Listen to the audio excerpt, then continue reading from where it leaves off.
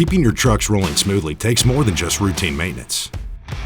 It's about managing fuel costs, staying on top of licensing and permits, and ensuring every vehicle is safe and compliant. Fuel tax reporting can be a burden. Licensing and permitting across different jurisdictions can be confusing. And managing maintenance records for an entire fleet can feel overwhelming. Fleetworthy's vehicle safety and compliance solution simplifies these complex tasks. We provide fuel tax and mileage reporting, licensing and permitting, maintenance record management, and DVIR management. With Fleetworthy, you can streamline your operations, reduce costs, and ensure your vehicles are always ready to roll. From driver and vehicle safety and compliance, to toll management and way station bypass, Fleetworthy helps you manage every aspect of your fleet's operations. Fleetworthy, your trusted partner for a safer, more efficient, and compliant fleet. So all of our decision making, as of last week, about 93% of our decision making is coming from optimal dynamics. Welcome to CCJ's Innovators. I'm CCJ editor Jason Cannon. In this series, we profile carriers and fleets that have found innovative ways to overcome trucking's challenges. This month, we're talking to Nebraska-based reefer carrier Grand Island Express, whose implementation of AI in its dispatch process has helped boost load volume by more than 30%.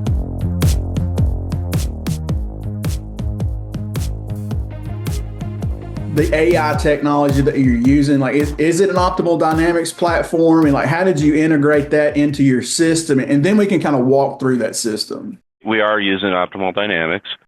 Pretty easy integration. Obviously, it just bolts on to, we're a McCleod user, so it bolts onto that. From an adoption standpoint, it wasn't too difficult for us. We assigned, one person to run optimal dynamics for us. Everybody else, it's pretty seamless. They're still in the world of McCleod. They don't really get into the platform.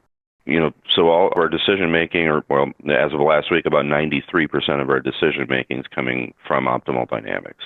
When you say decision making, what is it? What does that mean to you? It's taking the logistically best available driver and pairing it with the logistically best load for that driver. And, that's not always what we as human beings think is the case, right? So we get into, this driver isn't a very hard runner, so maybe we shouldn't put him on that load. Or I think I've got to do something else with this driver because he's got home time coming up or something like that. And OD sees the home time. It sees events and things like that as long as our input's correct.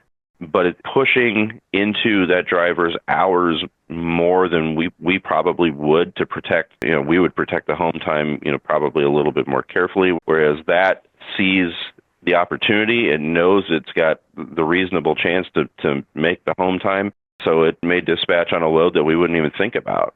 But it's looking ahead and it's anticipating loads that we may not even have yet, but it knows our patterns. It knows, what to wait for. It may say, lay this driver over because you're going to get this great load tomorrow. Whereas dispatchers, to the best of their ability, their job is to cover loads. And that doesn't always match up with efficiency. It matches up with the need to cover loads. So this is getting ahead of that. It's just anticipating the things that aren't even in the system yet. But being AI, it starts learning what our patterns are, what to look for, and also kind of factors in, hey, what kind of rate are you getting on this? And is it helpful to wait on that? And should you lay over, that kind of thing? What's the feedback been among the driver population? The feedback in general has been really good. Now, if you were one of those go-to drivers that pretty much got whatever you asked for, you're probably a little bit disappointed going into it, right? Because in your mind, to get the best miles and the best home time, and you've got to take this load that goes here so you can get back, and the driver's got a preconceived notion of what that week needs to look like. And this changes that a little bit, right? So it's gonna make some different decisions. And so for those drivers that were those go-to drivers, it took some time for them to adjust to it. But I talked to one of those very drivers 2 weeks ago, and they said, man, I just wanted to tell you, OD is making a difference right now. So bringing on OD in a recessionary environment, we were very transparent about, hey, this is an AI generated solution. It's going to make some different decisions. So when you've got a recessionary environment and, freight's on the decline a little bit and drivers are going, man, what happened? Their first inclination is to blame AI. But then, we've seen an uptick in freight several times through the last year. And all of a sudden drivers are going, man, this is the best thing ever. So I think this solution depends on the amount of volume you can pump into it. And the more you can pump into it, the better it performs. What data inputs is the OD piece getting from the McCleod piece? Okay, so from McCleod, it's getting the order entry, and it's also getting driver events, so home time or needs to get back to the shop or breakdown, anything that runs outside of them just running with their hours of service. It's catching those driver events, and those are generated through McCleod. Is there a process for if a person disagrees with what AI is saying to do? Like if it says this needs to go here with this person, is there somebody on the backside that goes, no, that is not what we want to do? Yeah, there's a dialogue that happens, and what we found is we really had to formalize that and make a very specific process for it. Especially on the onset of adoption, you're going to have a lot of drivers, particularly coming back and saying, man, I don't want to do that load. And you have to sell them, hey, this is why we're going to do it. And then you see less and less of it as you go on. But we set a really, really rigid process to that. And so whether it's a driver saying, I just don't want to do it, or say a fleet manager says, this doesn't sound like a good solution for us, then we kind of formalize that process back into our person who's running optimal dynamics. And they have that dialogue, and it may come out that, hey, we've got to manually dispatch this load. Yeah, and that's why we're at 93% adoption with OD and not 100%, because there are exceptions to it. But for us to be able to plan through AI 93% of our loads is pretty stout.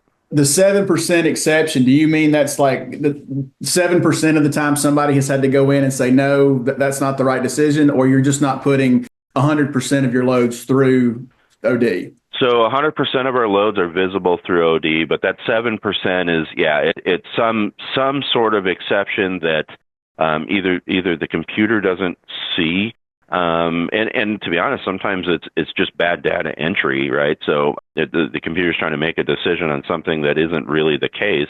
So you have some of that, but it's for those imperfect situations in trucking that inevitably come up that you've got to make a decision on. So certainly doesn't take the humans out of it. We're watching that pretty close.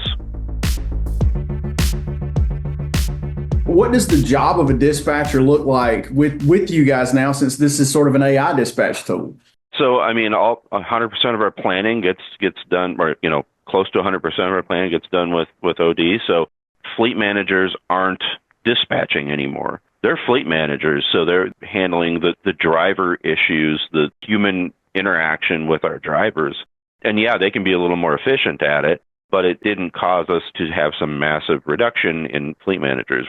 We get efficiencies and we're able to reduce a little bit, but we kind of just repurpose those people as opposed to a clean reduction with it. But what we now see is scalability. We can very clearly see a path toward increasing our fleet and not having to add people, because this becomes a little bit more plug and play now. So you could have exponential business growth without having to forget about reducing headcount. You could have exponential business growth and not have to drive headcount. Yeah, that's exactly right. In the end, we handled that 35% more loads with one less person. We had a retirement that happened in there, and we allowed that to happen without replacement. So we're handling a lot more business with less people. That's it for this installment of CCJ Innovators. Check out ccjdigital.com for more trucking content from all of our editors. Don't forget to subscribe and hit the bell so you'll never miss a post from CCJ.